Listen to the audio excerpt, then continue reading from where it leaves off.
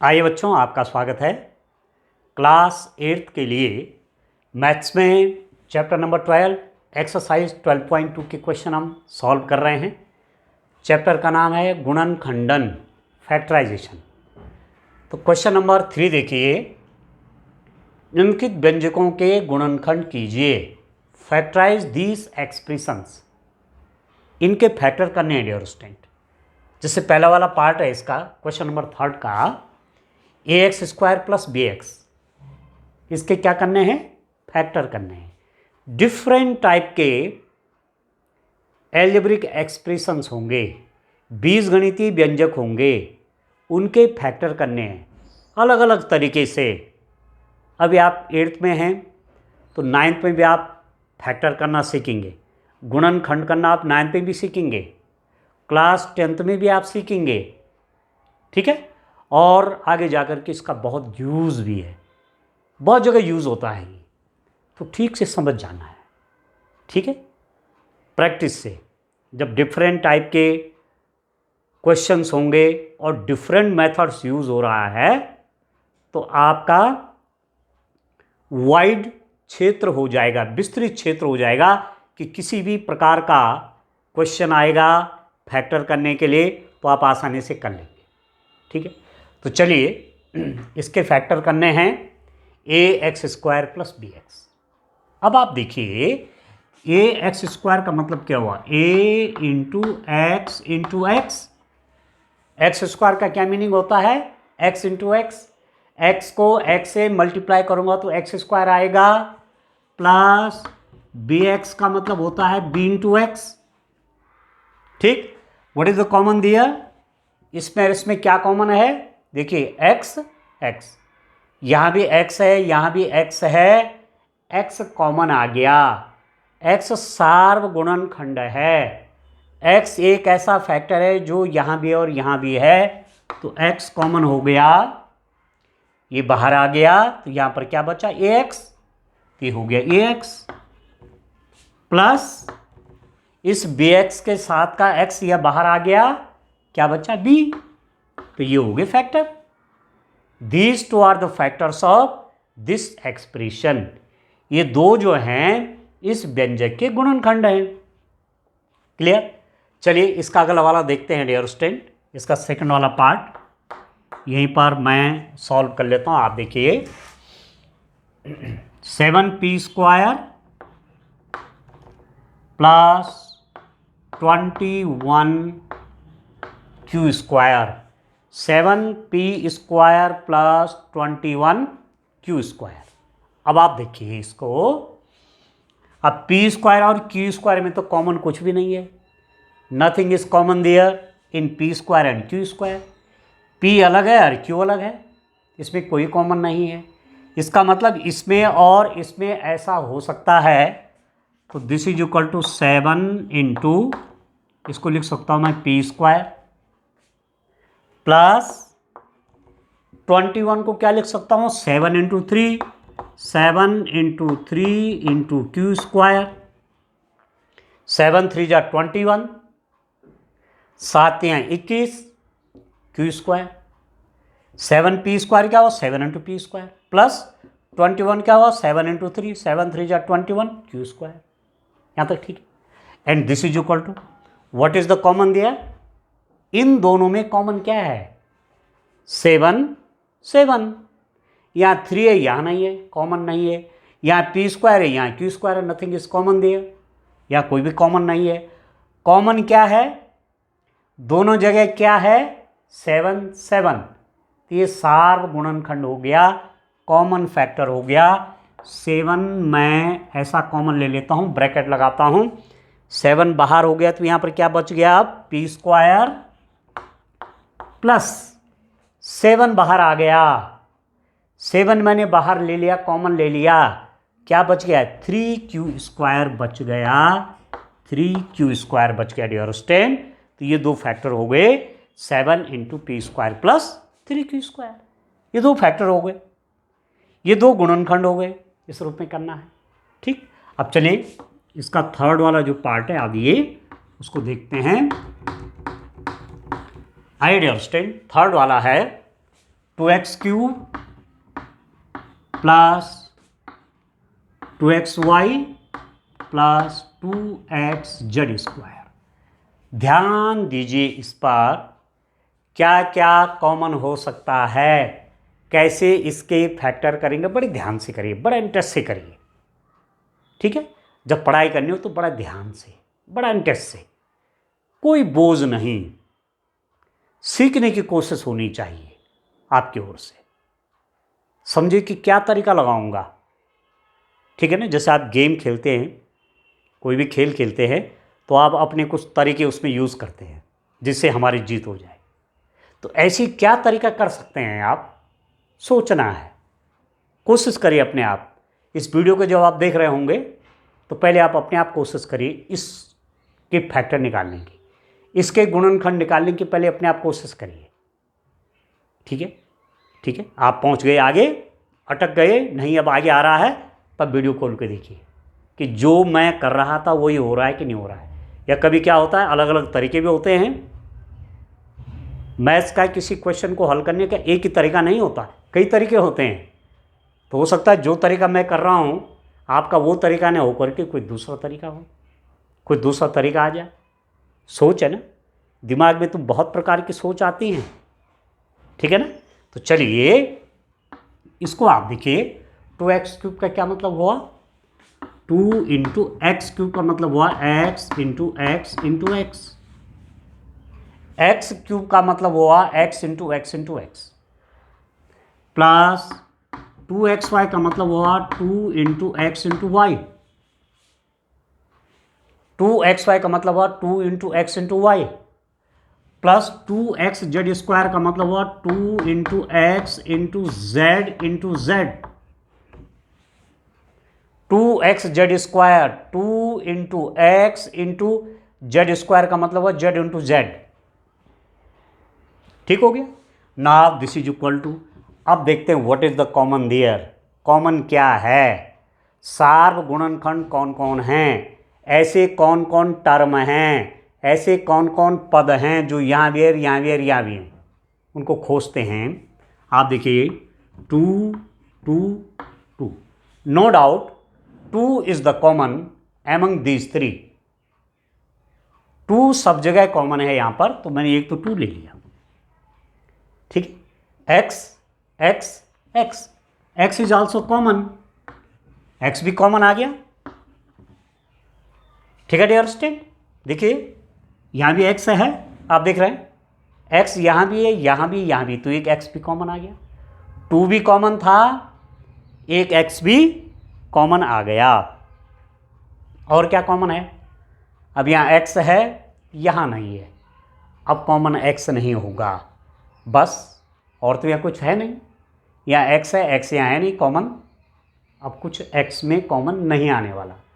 क्या छूट गया बाकी, अब कुछ भी कॉमन नहीं आने वाला। यहाँ यहाँ यहाँ तीनों में कॉमन होना चाहिए, तीनों में होनी चाहिए, वो पद तीनों जगह होना चाहिए, तब जाके कॉमन आएगा।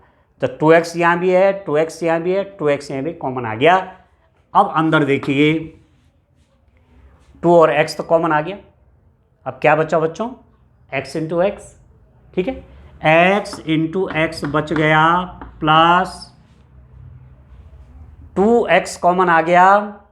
ओके, ये दोनों कॉमन आ गए, तो क्या बच गया, अब there is only y, plus 2 और x कॉमन आ गया, ब्रैकेट लगा दिया ना। ठीक है, अभी ब्रैकेट के बारे में बताऊंगा। 2x कॉमन आ गया, तो क्या बच गया यहाँ पर, z × z। आपके दिमाग में हो सकती है बात आ रही हो कि ब्रैकेट क्यों लगाया,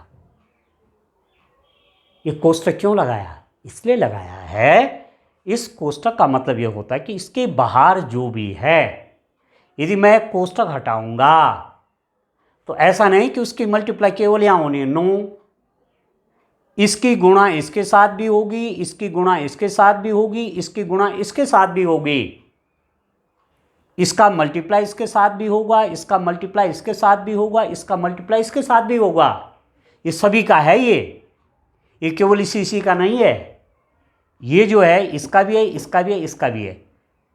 यदि मैं इसको खोल देता हूँ, ब्रैकेट हटा देता हूँ, इसकी मल्टीप्लाई इसके साथ भी होगी, इसके साथ भी होगी और इसके साथ भी होगी और फिर वही मिल जाएगा आपको। ठीक है, अब देखो 2x क्या बचा, x को x से मल्टीप्लाई करेंगे। ठीक है, घातांक एवं घात, घात एवं घातांक, ठीक है ना, वहां आपने पढ़े हुए हैं ना, पावर्स एंड एक्सपोनेंट्स, एक चैप्टर 8 में वो भी तो है, वो भी तो आपने डिटेल में पढ़ा हुआ है। तो x और x का मल्टीप्लाई होता है एक्स स्क्वायर प्लस, देखो एक चीज ध्यान रखना, x और x का मल्टीप्लाई जब आप करेंगे, ये गुणा है बच्चों बीच में, मल्टीप्लाई है, तो x की पावर होती है एक्चुअली 1, x की घात 1, यहां पर भी x की घात 1, x to the power 1, x to the power 1 लिखी नहीं जाती 1 पावर। तो दिस इज इक्वल टू, अब बेस सेम है, आधार इनके समान है, तो आधार तो x ही रहेगा और 1 और 1 प्लस हो जाते, 1 + 1 हो गया 2।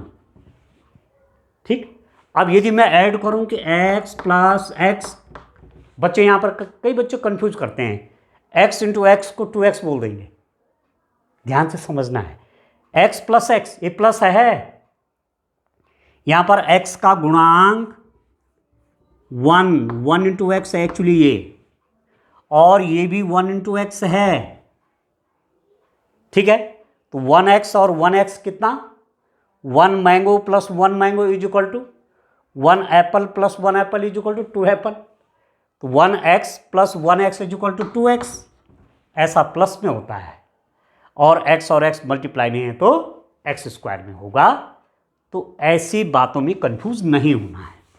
ठीक है, तो चलिए अब आगे देखिए, x² हो गया, यहां पर हो गया y + z × z, तो z × z क्या हो गया, z² हो गया। तो वहां तक डियर स्टूडेंट, दो फैक्टर हो गए, 2x × x² प्लस y² भी है क्या, y² तो नहीं होगा, एक मिनट मैं जरा इसका आंसर भी चेक कर लेता हूं। 12.2 का क्वेश्चन नंबर 3 का थर्ड पार्ट, 12.2 क्वेश्चन नंबर 3 का थर्ड पार्ट।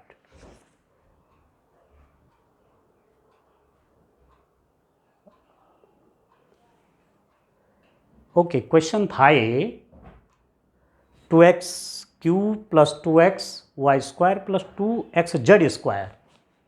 एक्चुअली हमने यहाँ पर क्वेश्चन ये ठीक से उतारा नहीं है, यहाँ पर भी y² था एक्चुअली, 2x³ + 2x² + 2xz²। तो चलो माना क्वेश्चन ऐसा था तो ऐसे हल होगा। ठीक है, ये भी एक नया क्वेश्चन बन गया आपके लिए। परंतु यदि क्वेश्चन ऐसा नहीं था, कैसा था, यदि क्वेश्चन इस रूप का था, आप देखिए यहां पर भी माना y² था, क्वेश्चन में है वो। ठीक है, मैं उतारने में उसमें मिस्टेक हो गई। आप देखिए 2x³ + 2xy² + 2xz²। अब इसको भी फैक्टराइज कर लेते हैं। ठीक है, this is equal to 2 × x³ क्या हुआ, x × x × x, x × x × x x³ plus 2xy² क्या हुआ, 2 × x × y × y, 2 × x × y² क्या, y × y, प्लस 2xz² क्या हुआ, 2 × x × z × z, 2xz², 2 × x × z² क्या हुआ आपका, z² मीन्स z × z। अब लेते हैं कॉमन, कॉमन क्या क्या आएगा, देखिए 2 यहां भी है, यहां भी है, यहां भी एक, तो 2 कॉमन आ गया। ठीक है, x यहां भी है, यहां भी है, यहां भी है, ओके, x कॉमन आ गया। 2x यहां भी है, 2x यहां भी है, 2x यहां भी है, कॉमन सब जगह है। अब यहां पर x बच गया, अब एक x यहां पर x नहीं है, या मैंने अब कॉमन कुछ नहीं आएगा, अब और कोई कॉमन नहीं है। 2x कॉमन यहां भी था, यहां भी था, यहां भी था, उसके अलावा और कोई कॉमन नहीं है, तीनों में होना चाहिए। ठीक है, इन तीनों में क्या चीज़ उपलब्ध है, क्या चीज़ विद्यमान है, किस चीज़ की प्रेजेंस है, 2x 2x 2x तीनों जगह है, इसलिए 2x कॉमन आ गया। अब मैंने ब्रैकेट लगाया, 2x बाहर ले लिया, x और x का मल्टीप्लाई कर लीजिए, छूट गया, ये तो बाहर आ गया, यहाँ पर ये छूट गया, प्लस 2x बाहर आ गया, क्या छूट गया, y into Y, plus 2x छूट गया बाहर, 2x बाहर ले लिया, अब ये रह गया z इंटू जेड, ये तो बाहर आ गया। और मैं आपसे कह रहा था ब्रैकेट लगाने का मतलब ये हुआ, ब्रैकेट लगाने का मतलब ये हुआ, ब्रैकेट यूज करने का मतलब ये हुआ कि इसकी मल्टीप्लाई इसके साथ भी है, इसकी मल्टीप्लाई इसके साथ भी है, इसकी मल्टीप्लाई इसके साथ भी है। यदि मैं एक कोष्ठक खोल दूं तो कैसे खुलेगा, इसकी गुणा इसके साथ प्लस इसकी गुणा इसके साथ प्लस इसकी गुणा इसके साथ, ठीक है। अब आप देखिए this is equal to 2x, x और x का मल्टीप्लाई x स्क्वायर, ठीक है, y और y का मल्टीप्लाई y स्क्वायर, ठीक है, प्लस z और z का मल्टीप्लाई z स्क्वायर। तो दो फैक्टर हो गए, 2x x square plus y square plus z square, एक फैक्टर है एक फैक्टर है, तो इसके दो फैक्टर हो गए, one is this and one is this, इसके दो गुणनखंड हो गए, एक है और एक है, ठीक है। तो चलिए अब नेक्स्ट क्वेश्चन पे आते हैं डियर स्टूडेंट, इसका नेक्स्ट पार्ट देखते हैं, फोर्थ वाला पार्ट को सॉल्व करते हैं। तो ध्यान से आप समझिए और तब खुद क्वेश्चंस को सॉल्व करिए, तब आपका कॉन्फिडेंस भी बढ़ेगा, आपके आइडियाज़ भी बढ़ेंगे। जब आप खुद क्वेश्चन करेंगे तो आपके आइडियाज़ में डेवलपमेंट होगा, आपके सोचने की शक्ति बढ़ेगी, आपकी तर्क शक्ति बढ़ेगी, लॉजिक पावर बढ़ेगी, इमेजिनेशन पावर बढ़ेगी जब आप खुद काम करेंगे, ठीक हो गया। तो चलिए अब फोर्थ वाला देखिए, am square plus bm square plus bn square plus an square, 4 terms है, 1 2 3 4, 4 पद हैं इसमें, 1 2 3 4। अब ऐसी स्थिति में मुझे ग्रुपिंग करना चाहिए, रीग्रुपिंग, ग्रुप बनाऊंगा, इसका एक ग्रुप बन जाएगा, N square N square N square N square, एक एक ग्रुप बन जाएंगे। इसका अलग ग्रुप बनाता है, इसका अलग ग्रुप बनाता हूं, क्यों, एम स्क्वायर और बी एम स्क्वायर में एम स्क्वायर कॉमन है, बी एन स्क्वायर ए एन स्क्वायर में एन स्क्वायर कॉमन है। अब ध्यान दीजिए, इन दोनों का मैंने एक ग्रुप बनाया, A M square plus B M square plus इसका अलग ग्रुप बना देता हूं, B N square plus A N square, ठीक है। अब आप देखो क्या कॉमन है दोनों में, एम स्क्वायर यहां भी है, यहां भी एम स्क्वायर है, तो एम स्क्वायर में कॉमन ले लेता हूं, एम स्क्वायर कॉमन आ गया तो यहां पर क्या बच गया, ए प्लस एम स्क्वायर कॉमन आ गया तो यहां पर क्या बच गया, बी, ठीक है डियर्स। यहां देखिए N square common, N square यहां भी एन स्क्वायर कॉमन आ गया, एन स्क्वायर यहां भी एन स्क्वायर कॉमन आ गया, क्या बचा, बी प्लस एन स्क्वायर बाहर कॉमन आ गया तो क्या बचा, ए। अब देखिए this is equal to N square A plus B plus N square, B plus A को आप ए प्लस बी लिख सकते हैं, योग का क्रमविन्यास नियम, बी प्लस ए बोलो चाहे ए प्लस बी बोलो, एक ही बात है, ठीक है, ठीक है। अब क्या हो जाएगा, अब इन दोनों में क्या कॉमन है, इसमें और इसमें कॉमन क्या है, M square N square, no common, ये दो मत कह देना कॉमन, ये तो पावर में है, ये मल्टीप्लाई में नहीं है, इसलिए ये कॉमन नहीं है, ठीक हो गया। ये एम है ये एन है, अलग अलग है, नो कॉमन इज देयर। इसमें और इसमें और कॉमन क्या है, देखो ए प्लस बी और ए प्लस बी, इस पूरे ब्रैकेट के अंदर का और इस पूरे ब्रैकेट के अंदर का दोनों कॉमन है, ए प्लस बी और ए प्लस बी कॉमन है कि नहीं है, कभी कॉमन 2 पद हो सकते हैं, 3 हो सकते हैं और ज़्यादा हो सकते हैं। कभी कॉमन 2 टर्म्स, 3 टर्म्स, 4 टर्म्स हो सकते हैं प्लस माइनस में, कभी एक ही आता है। तो यहाँ पर a प्लस बी, यहाँ पर a प्लस बी है, a प्लस बी कॉमन आ गया dear student, a plus B common आ गया, a प्लस बी कॉमन आ गया, यहाँ पर बच गया n square plus n square. a plus B common आ गया, यहाँ पर बच गया n square plus n square. ये हो गए फैक्टर। ठीक है, तो एक तरीका तो ये है। एक तरीका और भी है, यहां पर हम सेकंड मेथड लिख देते हैं। दूसरा तरीका सेकंड मेथड,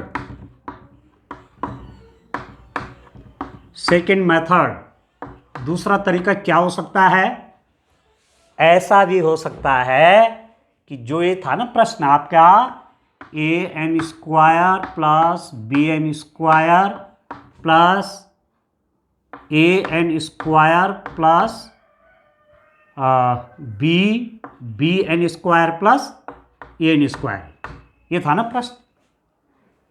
पहले में मैंने इन दोनों के ग्रुप बनाया, फिर इन दोनों का बनाया। कोई स्टूडेंट ऐसा भी ग्रुप बना सकता है कि यहाँ ए है और यहाँ ए है, इन दोनों का एक ग्रुप बना देते हैं, इसका और इसका। यहाँ बी है, यहाँ बी, इन दोनों का एक ग्रुप बना देते हैं। कोई स्टूडेंट ऐसा भी कर सकता है कि आपने इसका एक ग्रुप बनाया और इसका एक ग्रुप बना दिया। ठीक है, अब देखिए क्या होता है, ध्यान दीजिए। अब देखिए,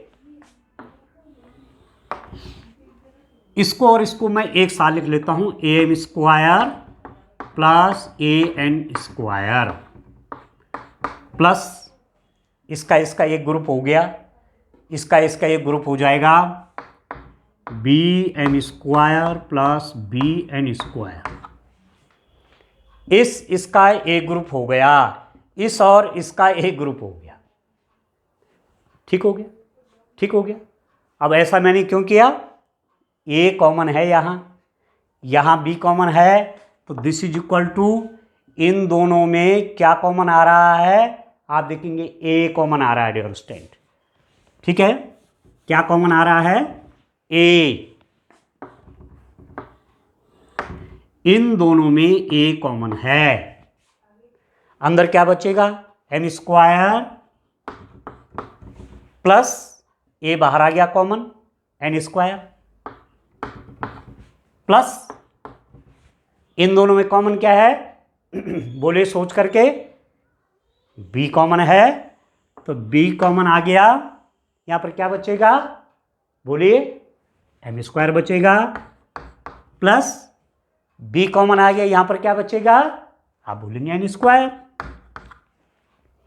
अब देखो, इसमें और इसमें कॉमन क्या है? What is the common there? इसमें और इसमें कॉमन क्या है? अब देखो, N square plus N square, N square plus N square common है दोनों जगह। ए और बी तो कॉमन नहीं हो सकते, ए और बी में तो कोई कॉमन नहीं है।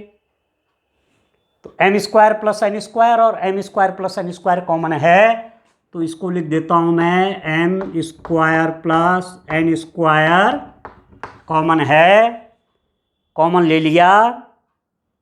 ठीक है, अब इतना कॉमन आ गया, तो यहां पर क्या बच गया? ए प्लस ये तो कॉमन आ गया बाहर, आप देख रहे हैं बाहर कॉमन आ गया, क्या बचा? बी। तो ये फैक्टर हो गए। अब इन दोनों को मिलाओ, इसको और इसको, A plus B, N square plus N square, N square plus N square, A plus B. आप चाहो इसको पहले ले लो, इसको बाद में ले लो, उससे कोई अंतर नहीं पड़ेगा। इसको इधर, इसको इधर। कहीं पे लिखा हुआ है एक्स वाई बोलो चाहे वाई एक्स बोलो, एक ही बात है। ए बी बोलो चाहे बी ए बोलो, एक ही बात है। ठीक है, तो इसको पहले, इसको बाद में। तो फैक्टर निकालने का एक तरीका और निकल गया। एक तरीका ये था, ये फर्स्ट मेथड था बच्चों, फर्स्ट मेथड, पहली विधि। और ये दूसरी विधि। कुछ बच्चे इस तरीके से भी सोच सकते हैं, इस तरीके से भी सोच सकते हैं। ठीक है, अब चलिए नेक्स्ट पार्ट देखते हैं। पार्ट नंबर 5 की ओर चलते हैं, आइए। पांचवी में क्या है डियर स्टूडेंट, तो इस रूप में सोचना है, विचारना है और प्रैक्टिस करनी है। जितनी ज़्यादा प्रैक्टिस होगी उतना आइडियाज़ आने में समय नहीं लगेगा, फटाफट आइडियाज़ आ जाएंगे। जल्दी जल्दी आइडिया आते हैं कि क्या करना चाहिए, ऐसा उस स्टूडेंट के आएंगे जिसकी प्रैक्टिस अच्छी होगी। ठीक है, प्रैक्टिस बढ़िया करिए तो क्वेश्चन सॉल्व करने में समय भी कम लगता है। ठीक हो गया, तो चलिए अब मैं फिफ्थ वाले पार्ट की ओर चलता हूं। फिफ्थ वाला पार्ट क्या है डियर स्टूडेंट, इसको देखिए, L M plus L plus M plus L, M L plus L, M plus L. अब वैसे तो यहाँ पर कॉमन एल आ सकता है, पर यहाँ मिलेगा नहीं कॉमन। ठीक है, तो ऐसा कर लेते हैं, मैं पहले इसको खोल लेता हूँ। ये है actually L M plus L plus M plus L. ठीक है, L M plus L, M plus L. ठीक है, अब मैं क्या कॉमन ले लूँ, एल एम प्लस एल में यदि मैं इसमें और इसमें कॉमन ले लूँगा तो क्या मिलेगा, L M plus L, M plus L. अब देखो डियर स्टूडेंट, क्या कॉमन ले लूँगा, आप देखिए इसको और इसको कॉमन ले लेता हूँ तो ये मिलेगा एम प्लस वन और ये तो बन जाएगा आपका 12। ठीक है, ये तो 12 बन जाएगा। तो क्या करना चाहिए, सोचिए ज़रा, इसमें कॉमन लूँगा तो तब भी मेरे पास एम प्लस एल ही आएगा, L M plus L, M plus, actually ये है एम प्लस वन है डियर स्टूडेंट, ये एम प्लस वन है, एक्चुअली एम प्लस वन है ये, इसको ध्यान दीजिए, ये वन है एक्चुअली। तभी मैं कह रहा था कि कहाँ पर कॉमन आएगा, क्या कॉमन आएगा। ठीक है, अब तो ये ठीक है। अब मुझे ग्रुपिंग करने की भी आवश्यकता नहीं है। आप देखिए इन दोनों में क्या कॉमन है, एल। ठीक है, तो एल कॉमन है तो एल बाहर आ जाएगा, अंदर क्या बचेगा, एल कॉमन है तो एल बाहर आ गया, यहाँ पर बचेगा एम प्लस। अब यहाँ पर चलिए एक चीज़ और लिख देता हूँ, आपको कंफ्यूज होगा, एक बात और लिख देता हूँ डियर स्टूडेंट, इसको भी आप देखिए ध्यान से। ठीक है, ध्यान से समझना है, ध्यान से समझना है, याद कुछ नहीं करना है। याद तो केवल आप वो करेंगे जो हमने आइडेंटिटीज लिखी थी ना, सर्व समीकाएं जो लिखी थी उनको तो याद कर ही लीजिए, पर क्वेश्चन याद नहीं होते, क्वेश्चन याद नहीं करने हैं। इसको मैं एक बार और लिख लेता हूं, एल एम का मतलब हुआ एल इंटू एम प्लस, इसको क्या लिख सकता हूं, एल इंटू वन, एल और वन का मल्टीप्लाई एल, वन से किसी भी संख्या को मल्टीप्लाई करते वही संख्या आती है, एल और वन को मल्टीप्लाई करूंगा तो एल हो गया, प्लस एम प्लस वन, इसको एक ब्रैकेट के अंदर रख देता हूं। ठीक, दिस इज इक्वल टू, क्या कॉमन आएगा, देखो एल यहाँ भी कॉमन आ गया एल, तो एल इंटू एम में एल कॉमन आ गया तो यहाँ पर बच गया M, plus L into one में एल कॉमन आ गया तो यहाँ पर बच गया वन। ठीक है, प्लस इसको क्या लिख सकता हूँ, one into M plus one. अब आप बोलेंगे ऐसा क्यों लिखा गया, वन को एम प्लस वन से मल्टीप्लाई करेंगे या एम प्लस वन को वन से मल्टीप्लाई करेंगे, यही आएगा। अब अभी आपको आइडिया आ जाएगा कि ऐसा मैंने क्यों किया। अब देखो इसमें और इसमें क्या कॉमन है, यहाँ और यहाँ कॉमन क्या है, एम प्लस वन कॉमन है, तो this is equal to M plus one तो कॉमन आ गया बच्चों, एम प्लस वन कॉमन हो गया। यहाँ क्या बचेगा, इस पूरे में एम प्लस वन, यहाँ में कॉमन एम प्लस वन। अब क्या बचेगा, यहाँ पर ये तो कॉमन आ गया, ये बच गया एल प्लस। अब ये जब बाहर आएगा, ये कॉमन हो गया तो इसके साथ क्या बचेगा, क्या था यहां पर, जीरो नहीं था। मल्टीप्लाई में क्या था, क्योंकि जीरो से किसी भी संख्या को मल्टीप्लाई करते हैं तो वो तो जीरो हो जाता है। कुछ बच्चे कह सकते कि जीरो, नो, जीरो क्यों नहीं, जीरो से m+1 मल्टीप्लाई करूंगा वो जीरो हो जाएगा, और 1 से m+1 को मल्टीप्लाई करूंगा तो m+1 1 रहेगा। 1 से m+1 को मल्टीप्लाई किया तो वही रहेगा m+1, इसलिए m+1 को क्या लिख दिया, 1 इंटू m+1। ठीक है, नहीं तो आपको आइडिया नहीं आएगा कि यहां पर कॉमन क्या रहेगा, यहां पर क्या छूट जाएगा। यदि m+1 कॉमन आ गया तो यहां पर बचेगा क्या। कुछ बच्चे कहते हैं जीरो, वो तो बाहर निकाल दिया। नो, जीरो नहीं होगा।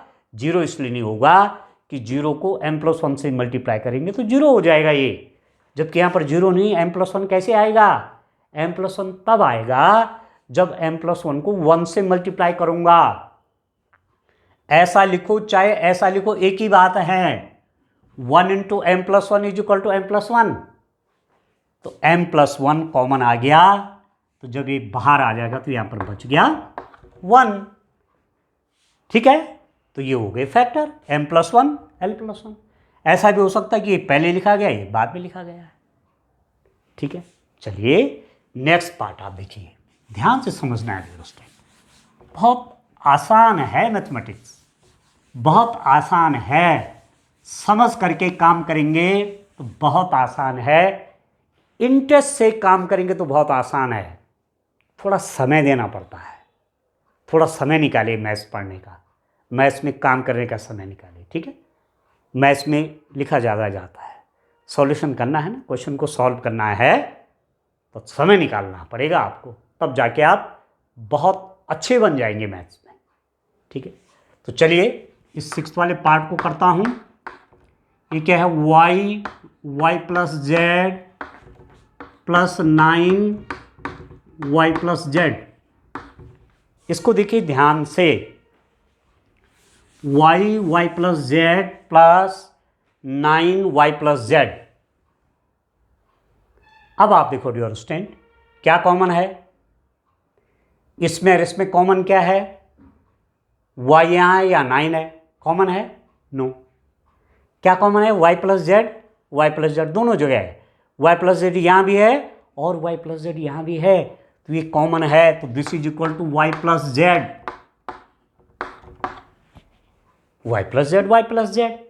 ठीक, अब दूसरे ब्रैकेट में क्या आएगा, ये तो कॉमन आ गया, तो यहां पर क्या छूट गया डियर स्टूडेंट, y।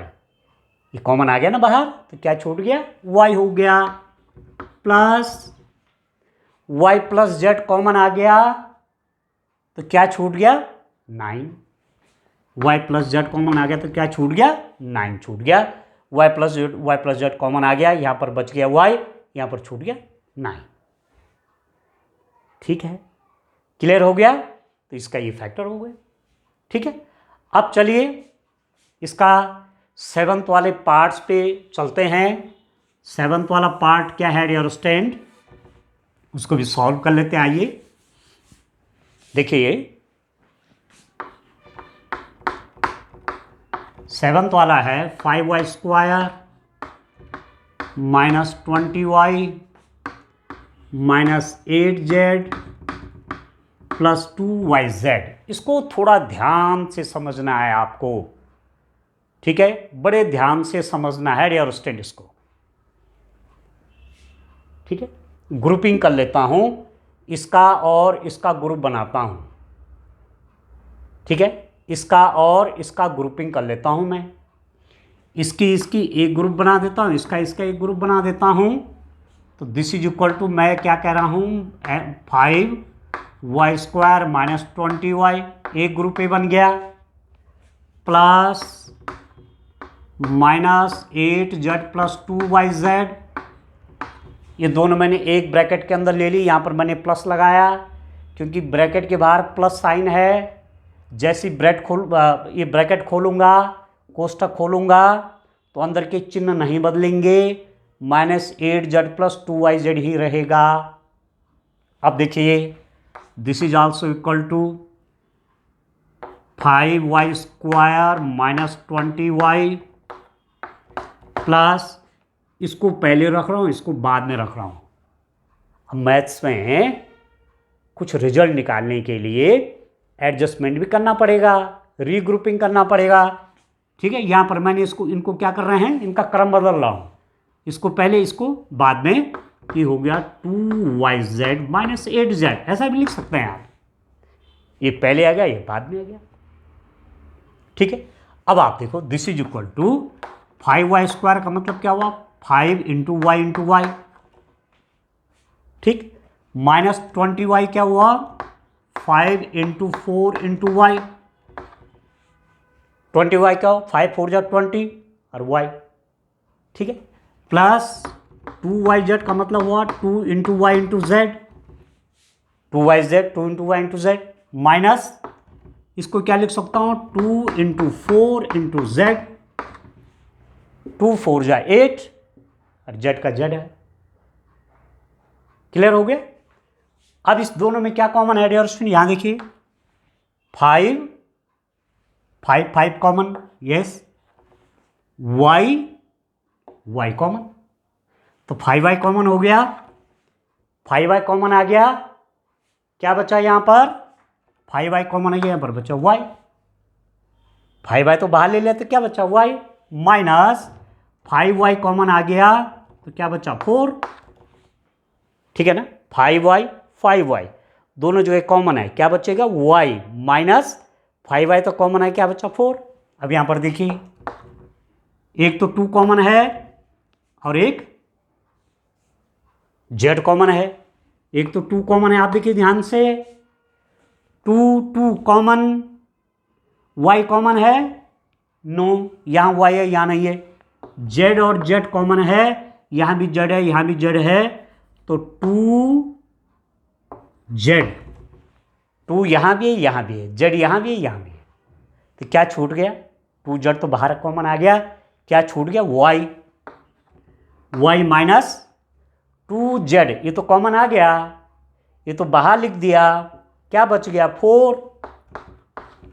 अब आप देखो, इसमें और इसमें क्या कॉमन है, अभी फैक्टर पूरा हुआ नहीं है, इसमें और इसमें क्या कॉमन दिख रहा है, 5y 2z में कुछ कॉमन है, नो, y माइनस 4 में कॉमन y माइनस 4, इसमें और इसमें कॉमन क्या हो गया y माइनस 4, तो इसको मैं लिख रहा हूं y माइनस 4 कॉमन है, यहां दोनों जगह है, y माइनस 4 बाहर आ गया, यहां पर क्या छूट गया 5y प्लस ये कॉमन हो गया, ये हो गया 2z, इन दोनों में y माइनस 4 आ गया कॉमन, इसमें और इसमें y माइनस 4 बाहर आ गया, तो अंदर क्या बचा 5y प्लस ये बाहर आ गया तो 2z, तो हो तो गए factor, y minus 4 5y plus 2z, इसको चाहे आप पहले लिख लीजिए, इसको चाहे बाद में कर लीजिए, ऐसा भी लिख सकते हैं 5y plus 2z into Y minus 4, या y माइनस 4 पहले लिख दिया, इसको बाद में लिख दिया, उससे कोई फर्क नहीं पड़ेगा, ठीक है। तो ये आ गए फैक्टर, इसके फैक्टर ये हो गए, एक ये है और एक ये है, ठीक है डियर स्टूडेंट। तो इस रूप में क्वेश्चन करना है, ठीक है। अब इसमें और भी क्वेश्चन आएंगे, तो बड़े ध्यान से क्वेश्चन को सॉल्व करना है, ठीक है। Thank you.